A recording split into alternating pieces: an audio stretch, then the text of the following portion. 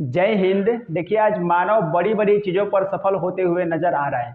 चाहे वो एवरेस्ट की ऊंचाइयों पर चढ़ना हो या चंद्रमा पर अपना पहला कदम रखना हो, सूर्य जैसे विशाल ऊर्जा स्रोत के बारे में अध्ययन करना हो, पृथ्वी के अंदर भूगर्भ में छिपे हुए अमूल्य खजानों का पता लगाना हो, समुद्र की गहराइयों में डुबकी लगाना हो, बल्ब जैसे अज्ञात चीज़ों के बारे में खोज करना हो या पंछियों जैसे हवाओं में उड़ान भरना हो, ये लगभग सारे चीज़ों पर मानव सफल होते हुए नजर आ रहा है। लेकिन जब मानव अपने अतीत की तरफ झांकता है और यह जानने की कोशिश करता है कि आखिर पृथ्वी पर सबसे पहले कौन से जीव आए, यहाँ पर जीवन की उत्पत्ति कैसे हुई, कैसे जीवन की शुरुआत हुई, तो मानव यहाँ पर थोड़ा सा निराश हो जाता है, क्योंकि अब तक मानव को उतना संतुष्टजनक तथ्य प्राप्त नहीं हुए हैं। लेकिन ऐसा मत समझिएगा कि मानव ने कोशिश नहीं किया। मानव भरपूर कोशिश किया और कुछ हद तक संतोषजनक तथ्यों को प्राप्त भी किया है। तो आप हमारा इशारा समझ लिए होंगे। इस वीडियो में हम लोग बात करते हैं कि पृथ्वी पर जीवन की उत्पत्ति कैसे हुई, यहाँ पर कौन से जीव सबसे पहली बार आए। तो बने रहिए इस वीडियो के अंत तक। चलिए इस वीडियो को शुरू करते हैं।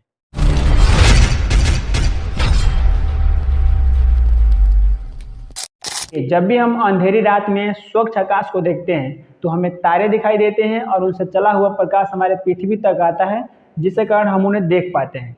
साइंस में आप भी पढ़े होंगे कि किसी वस्तु को हम तभी देख पाते हैं जब उस वस्तु से प्रकाश टकरा करके हमारे आंखों तक पहुंचे। और जो प्रकाश आज तारों से चल करके हमारे पृथ्वी तक आ रहा है, वो प्रकाश आज नहीं है, लगभग आज से लाखों वर्ष पूर्व चलना प्रारंभ किया था और आज पृथ्वी तक आ रहा है, जिसके कारण हम उन्हें देख पाते हैं। अब ऐसा इसलिए क्योंकि तारे और पृथ्वी के बीच की दूरी अनंत मानी जाती है और तारे चूंकि उनका निर्माण आज तो हुआ नहीं है, लगभग आज से खरबों अरबों वर्ष पूर्व हुआ है। तो एक तरह से हम ये कह सकते हैं कि जो तारों को आज हम देख पा रहे हैं वो अपना एक तरह से पास्ट है, अपने हम अतीत को देख रहे हैं। और जितनी भी चीज़ें हम अपने आसपास को देखते हैं वो सारी चीज़ें वर्तमान की होती हैं, इसलिए उन्हें हम जल्दी देख पाते हैं। अब सवाल यहाँ पर ये आता है कि आखिर इनकी उत्पत्ति कैसे हुई, कैसे ब्रह्मांड बना, कैसे तारे बने, कैसे बाकी ग्रहों का आविष्कार हुआ, कैसे पृथ्वी का निर्माण हुआ। तो अगर आपको इन सारे चीज़ों को पूरा डिटेल से जानना है तो आप हमें कमेंट सेक्शन में लिखिएगा, हम इसके लिए एक सेपरेट वीडियो बना करके आपको बता देंगे। तो थोड़ा सा हम लोग शॉर्ट में समझते हैं। देखिए, ब्रह्मांड की उत्पत्ति को लेकर के अनेक भूगोलवेदाओं ने, अनेक वैज्ञानिकों ने अपना अलग अलग नियम दिया, जिसमें से कुछ नियम को काट दिया गया और कुछ नियम को मान्यता भी मिल गया। जिसमें से एक बहुत ही प्रसिद्ध नियम है जिसे हम महाविस्फोटक सिद्धांत या बिग बैंग थ्योरी के नाम से जानते हैं। इसे बेल्जियम के एक चर्च पादरी थे, जॉर्ज लेमेंटेरे, उन्हीं के द्वारा ये नियम को दिया गया, महाविस्फोटक सिद्धांत। अब समझिए कि वो ईसाई में पूजा पाठ कराने वाले चर्च के पादरी हैं और इतने बड़े ब्रह्मांड की उत्पत्ति के संदर्भ में नियम दे दिए और इनका नियम आज हम लोग पढ़ते हैं तो बहुत ज़्यादा एजुकेटेड होंगे वे। तो इस बिग बैंग थ्योरी में बताया गया कि आकाश में एक बहुत बड़ा सा न्यूट्रॉन तारा हुआ होगा और उस न्यूट्रॉन तारा में अचानक धीरे धीरे धीरे खिंचाव की वजह से एक बहुत बड़ा विस्फोट हुआ होगा।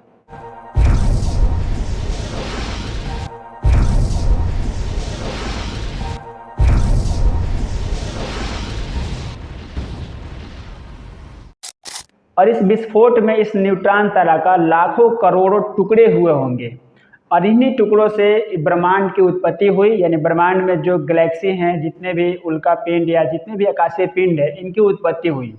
और जो ग्रह की उत्पत्ति है, जैसे ग्रह या पृथ्वी है, इनकी उत्पत्ति को लेकर के एक बहुत ही फेमस नियम आता है, सिद्धांत डबल स्टार थ्योरी, जिसे न्यूटन ने दिया था। इन्हीं थ्योरी के हिसाब से, यानी डबल स्टार थ्योरी के अनुसार हम लोग ग्रहों की उत्पत्ति को पढ़ते हैं। अब हालांकि इसको हम लोग पूरा किसी नेक्स्ट वीडियो में चर्चा करेंगे। हम लोग वापस अपने टॉपिक पे आते हैं। तो पृथ्वी पर जो जीवन की उत्पत्ति है वो आज से लगभग 4 बिलियन वर्ष पूर्व, यानी 400 करोड़ वर्ष, 4 अरब वर्ष, इतना वर्ष पूर्व माना जाता है। अब उस समय के अनुसार अलग अलग अपना वैज्ञानिक नियम देते हैं, अनुमान लगाते हैं कि पृथ्वी पर जीवन का जो उत्पत्ति हुआ है, जितने भी जीव बने हैं वो सारे जीव किसी एक जीव से बने हैं। तो फिर उनसे सवाल पूछा गया कि उस जीव की, यानी उस आदि जीव का निर्माण कैसे हुआ, उसकी उत्पत्ति कैसे हुई। तो यहाँ पे साइंटिस्ट एक टर्म यूज करते हैं, प्राकृतिक प्रक्रिया के द्वारा हुआ, जिसे हम लोग अजीवात जीवोत्पत्ति यानी ए बायोजेनेसिस हाइपोथेसिस के नाम से जानते हैं। यहाँ पे एक टर्म समझिएगा, हाइपोथेसिस कोई थ्योरी नहीं होता है, बल्कि हाइपोथेसिस का मतलब होता है कि अनुमान यानी परिकल्पना। तो ये जितने भी हम लोग इसमें थ्योरी पढ़ेंगे या जो भी इसमें हाइपोथेसिस है, वो एक तरह से क्या है, अनुमान है, ये कोई थ्योरी नहीं है। थ्योरी होता है जो पहले एक्सपेरिमेंट किया गया और उसमें जो चीज़ें हमें निष्कर्ष मिला उसे एक थ्योरी के रूप में दे दिया गया, यानी सिद्धांत के रूप में, वो सिद्धांत होता है। तो सिद्धांत को पहले एक्सपेरिमेंट करके तब किसी नियम को लिखा जाता है, तो उसे सिद्धांत कहते हैं। और जो हाइपोथेसिस होता है वो एक तरह से अनुमान होता है, एक तरह से परिकल्पना होता है, जिसको आदमी अनुमान से बोल देता है। तो इस हाइपोथेसिस में वैज्ञानिक ये बताए कि जीवन की उत्पत्ति जो है वो प्राकृतिक प्रक्रियाओं के द्वारा हुआ है। अब प्राकृतिक प्रक्रिया इसके नाम में ही जैसा कि इस पर स्पष्ट है, अजीवात जीवोत्पत्ति, यानी जिसमें जीव न हो, यानी निर्जीव वस्तु। यानी प्राकृतिक प्रक्रिया में क्या हुआ कि जीवन की उत्पत्ति या सभी सजीवों की उत्पत्ति निर्जीव वस्तुओं से हुई है। निर्जीव वस्तु मतलब कि कार्बनिक जितने भी पदार्थ हैं, यौगिक है, उन्हीं से प्राकृतिक प्रक्रियाओं के द्वारा, यानी कई तरह से अभिक्रियाओं के द्वारा मिल करके छोटे छोटे जीवों की उत्पत्ति हुई, जिसे प्राकृतिक प्रक्रिया के नाम से जानते हैं। और यही अब तक जो है सर्वमान्य प्राकृतिक प्रक्रिया को ही मान्यता मिली है जीवों की उत्पत्ति के संदर्भ में। अब इसमें आगे बढ़ करके साइंटिस्टों ने बताया, वैज्ञानिकों का एक अनुमान चलता रहा कि जब जीवन इस पे आ गया तो जीवन में सबसे पहले इस पे कौन सा जीव आया। तो अक्सर आप सुने होंगे कि पृथ्वी पर सबसे पहले नील हरित शैवाल, जिसे ब्लू ग्रीन अलगी के नाम से जानते हैं या साइनोबैक्टीरिया के नाम से जानते हैं। अब चूंकि अक्सर यहाँ पे एक बहुत बड़ा मिसअंडरस्टैंडिंग होता है बच्चों को कि नील हरित शैवाल को यानी साइनोबैक्टीरिया को वे लोग शैवाल मानते हैं, यानी अलगी मानते हैं। हालांकि इसका नाम है नील हरित शैवाल, लेकिन ये शैवाल नहीं है बल्कि एक तरह से प्रोकैरियोटिक जीव है। अब प्रोकैरियोटिक जीव क्या होता है, तो देखिए जितने भी जीव होते हैं उन्हें हम दो कैटेगराइज में बांटते हैं, एक प्रोकैरियोटिक जीव और दूसरा यूकैरियोटिक जीव। प्रोकैरियोटिक जीव का सिंपल से पहचान ये है कि जिसे हम डायरेक्ट आंखों से न देख सके उसे हम प्रोकैरियोटिक जीव कहते हैं। इनमें से कुछ ऐसे सेल्स होते हैं, कुछ ऐसे जीव होते हैं जो यूनिसेलुलर होते हैं, या जो इसको कह सकते हैं कि उसमें सेल ही नहीं होता है। जैसे हम एक तरह से कह सकते हैं कि बैक्टीरियाज होते हैं, जितने भी वायरस हैं, वो एक तरह से उनके अंदर सेल ही नहीं होता है, या कुछ वैज्ञानिक उन्हें यूनिसेलुलर के नाम से भी जानते हैं। तो वैसे जीव जिन्हें हम डायरेक्ट आंख से नहीं देख सकते हैं बल्कि किसी मशीन या किसी यंत्र की सहायता से देखना पड़े, उन्हें हम प्रोकैरियोटिक जीव के नाम से जानते हैं। जैसे बैक्टीरिया, आर्कियोबैक्टीरिया, जितने भी अलगी, ये सभी क्या है, प्रोकैरियोटिक जीव हैं। और जिन्हें हम डायरेक्ट आंख से देख सकते हैं उन्हें हम यूकैरियोटिक जीव कहते हैं, जिसमें मनुष्य, जानवर, पंछी, पेड़ पौधे सारे यूकैरियोटिक जीव हैं। तो प्रोकैरियोटिक जीव में नील हरित शैवाल, ब्लू ग्रीन अलगी सबसे पहले पृथ्वी पर उनको माना गया। अब चूंकि जब वो आया तो आपको भी पता है कि नील हरित शैवाल में फोटोसिंथेसिस होता है, जिसके थ्रू वो अपना भोजन को बना पाते हैं। तो अब उनके लिए भोजन बनाने के लिए CO2 कहाँ से आएगा। तो वैज्ञानिक यहाँ पे एक तर्क देते हैं कि जितने भी सड़ने गलने वाली जो चीज़ें हैं, जब वो सड़े गले तो उनसे जल, जलवाष्प, CO2, अमोनिया, मीथेन, इन सारे गैसों का निर्माण हुआ।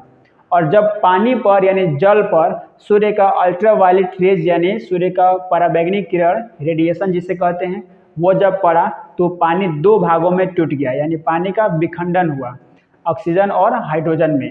और हाइड्रोजन सबसे पहले गैस का निर्माण हुआ जो हल्की गैस है, और वो ऑक्सीजन, अमोनिया और मीथेन गैस से मिल करके CO2 का निर्माण किया। और वही CO2 से ये नील हरित शैवाल अपने फोटोसिंथेसिस का काम कंप्लीट करते थे। अब इसमें एक और चीज़ आता है, जैसे इसमें एवोल्यूशन के अंतर्गत आता है कि जितने भी बैक्टीरिया हैं, जो आर्कियोबैक्टीरिया, बैक्टीरिया या जितने भी प्रोकैरियोटिक जीव हैं, इनका सभी एंसेस्टर को हम लोग मानते हैं जिसे लुक्का के नाम से जाना जाता है। लुक्का एक शॉर्ट फॉर्म है, लास्ट यूनिवर्सल कॉमन एंसेस्टर, लुक्का। ये लुक्का जो है ना, यानी ये एक तरह से एंसेस्टर है, एंसेस्टर यानी पूर्वज। इसे हम किसी नेक्स्ट वीडियो में चर्चा करेंगे, ये एक तरह से एवोल्यूशन चैप्टर में आता है। तो जितने भी साइनोबैक्टीरिया जो पृथ्वी पर सबसे पहले पनपे, वे लोग इसी CO2 की मदद से अपना फोटोसिंथेसिस किए, यानी भोजन बनाए, और ये भोजन बना करके इस वायुमंडल में ऑक्सीजन को मुक्त करना शुरू किए। और एक तरह से जो O2 यानी ऑक्सीजन और अमोनिया, मीथेन मिल करके जो CO2 का निर्माण किए थे, इसी CO2 से एक तरह से ओजोन का भी निर्माण हुआ, ओजोन जिसे हम O3 के नाम से जानते हैं। और इसी ओजोन जब ये ठंडा हुआ तो ऊपर से वर्षा हुई, और जो पृथ्वी में जगह जगह जो गड्ढे थे उस गड्ढों में पानी भर गया, जिससे समुद्र का निर्माण हुआ। एक तरह से हाइपोथेसिस, एक तरह से कल्पना है। अब इसमें आगे बढ़ते बढ़ते कुछ साइंटिस्ट अपना एक्सपेरिमेंट भी किए, जिसमें नाम आता है मिलर-उरे सिद्धांत, जो मेटाबॉलिज्म फर्स्ट हाइपोथेसिस का सिद्धांत दिए थे। तो मिलर उरे अपना एक एक्सपेरिमेंट करते हैं और उस एक्सपेरिमेंट में अपना एक हाइपोथेसिस देते हैं, बताते हैं कि जितने भी अभी तक जो पृथ्वी पर जीवों का निर्माण हुआ है वो सारे जीवों की उत्पत्ति एमिनो अम्ल से हुई है। एमिनो अम्ल आप साइंस में पढ़े होंगे, जितने भी डीएनए और आरएनए होते हैं उनमें सब में एमिनो एसिड ही होता है, उन्हीं को हम लोग एमिनो अम्ल कहते हैं। जैसे एमिनो अम्ल जिसे हम न्यूक्लियोटाइड एसिड भी कहते हैं, उसके अंदर आरएनए और आरएनए के अंदर सारे जीव आते हैं। क्योंकि जितने भी जीव हैं पृथ्वी पर, चाहे वो मल्टी सेलुलर हो या यूनिसेलुलर हो, मल्टी सेलुलर में डीएनए, जैसे हम लोग हैं, जितने भी एनिमल्स हैं, प्लांट हैं, जितने भी ये मल्टी सेलुलर जीव हैं इनके अंदर डीएनए होते हैं। जैसे प्लांट के अंदर डीएनए वगैरह भी चेक किया जाता है। और जितने भी यूनिसेलुलर हैं जो एक कोशिकीय हैं, जैसे बैक्टीरिया है, वायरस है, इन सब में आरएनए होते हैं।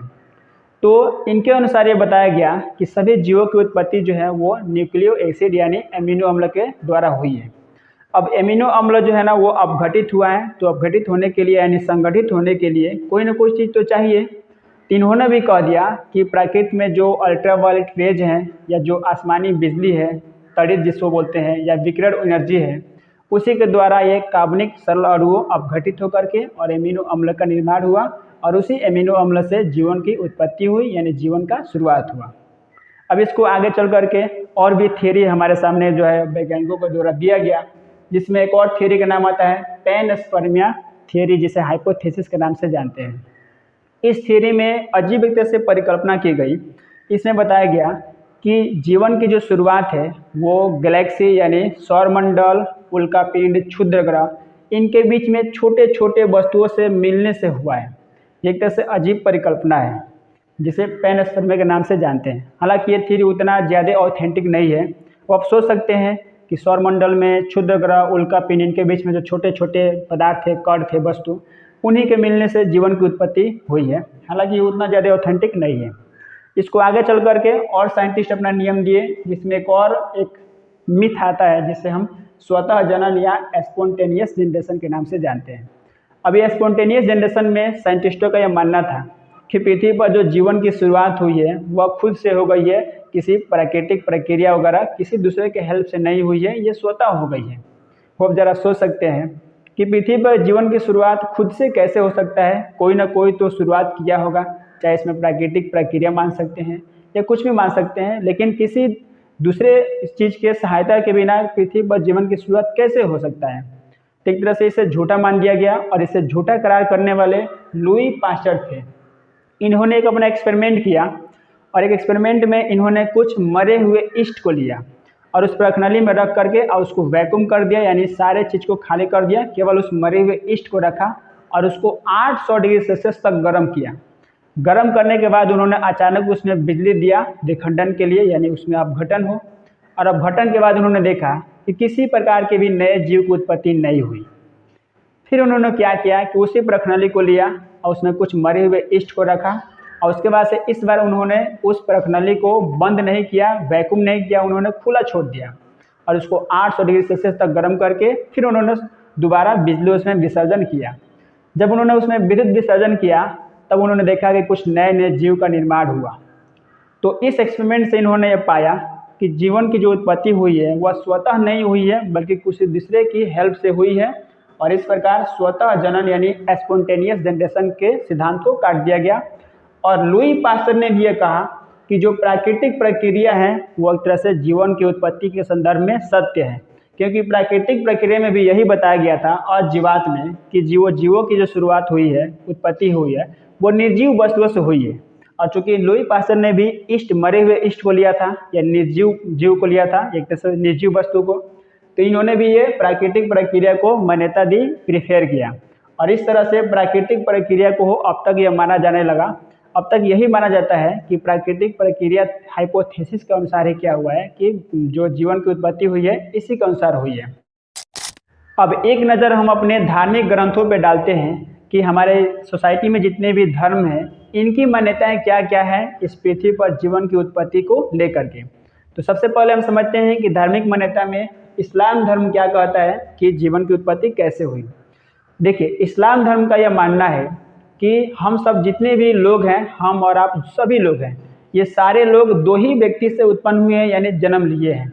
जिसे हम आदम और बीबी हवा के नाम से जानते हैं। बीबी हवा को ईव के नाम से भी जाना जाता है। ध्यान रखिएगा, यहाँ पे हवा नहीं कर रहे हैं, हवा, बीबी हवा। ये एक महिला है, यानी हवा एक महिला है, फीमेल है, और आदम यहाँ पे पुरुष है।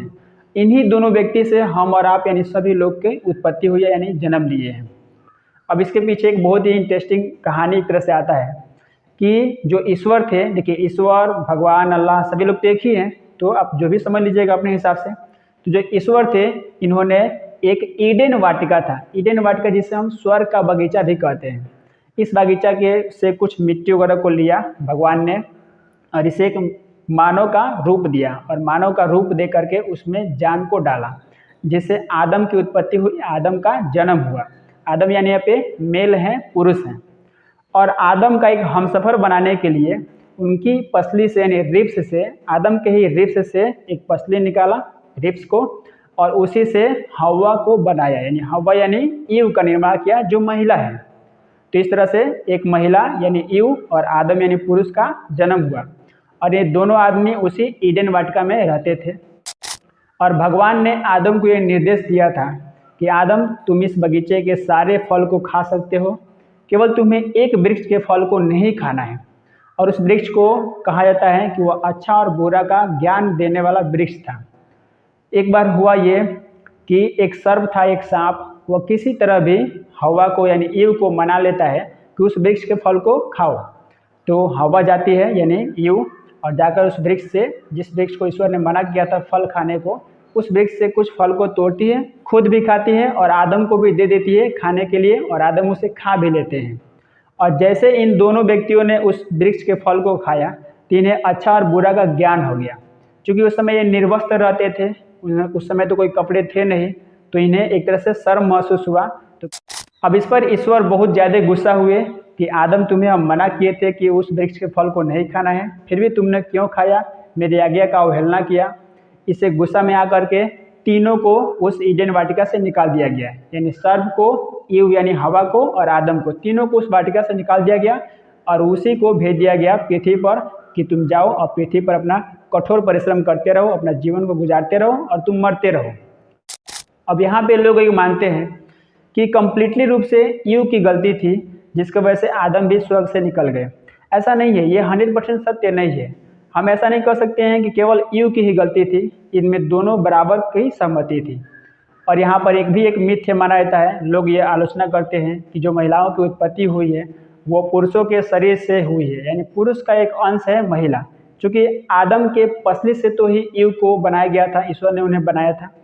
लेकिन ये भी सत्य नहीं है। हालांकि सारा जो है एक तरह से हाइपोथेसिस, एक तरह से कहानी है, जो धर्म के अलग अलग मान्यता है। और उन्हीं आदम और हवा जो पृथ्वी पर आए, इन्हीं के संतान होते गए, और वही संतान को माना जाता है कि मानव की उत्पत्ति का वही दो व्यक्ति कारण है, यानी उन्हीं से जीवन की उत्पत्ति हुई है। और हिंदू धर्म का अपना अलग कथन है। हिंदू धर्म में माना जाता है कि मनु या कश्यप, कुछ लोग कश्यप ऋषि को भी मानते हैं, यानी जो व्यक्ति, जो जीवन की शुरुआत हुई है, मानव की जो सृष्टि का शुरुआत हुआ है, वो मनु और कश्यप ऋषि के द्वारा हुआ है, यानी उन्हीं के संतान ये सारे लोग हैं। लेकिन देखिए, हमारा काम है ये बता देना, आप इसे मानिए या ना मानिए, ये आपके ऊपर है। हालांकि ये कोई साइंस इसको मानता भी नहीं है, ये चूँकि धर्म के हिसाब से है। अब इसका एक निष्कर्ष निकालें कि मतलब इस टॉपिक का निष्कर्ष क्या है। तो आज भी मानव के पास ऐसे तथ्य नहीं मिले हैं जो तथ्य मानव को कंप्लीटली संतुष्ट कर पाए कि पृथ्वी पर जीवन की उत्पत्ति कैसे हुई, सबसे पहले कौन सा जीव आया। हालांकि कुछ कुछ जगहों पे कुछ चट्टानों से कुछ जीवों के अवशेष मिलते हैं, और उन अवशेषों से मानव अध्ययन करता है, जिसे जीवाश्म कहते हैं, और उनसे विशेष अध्ययन करके उनके बारे में समझने की कोशिश करता है कि ये कितने वर्ष पुराने हैं, कैसे इनका उत्पत्ति हुआ, यानी उतने वर्ष पूर्व कैसे जीवन की उत्पत्ति हुई थी। यह मनुष्य समय रिसर्च करते रहता है। आई होप आपको इस वीडियो में यह टॉपिक कंप्लीट रूप से समझ में आ गया होगा। मिलेंगे फिर किसी नेक्स्ट वीडियो में किसी नेक्स्ट फैक्ट के साथ। तब तक के लिए जय हिंद।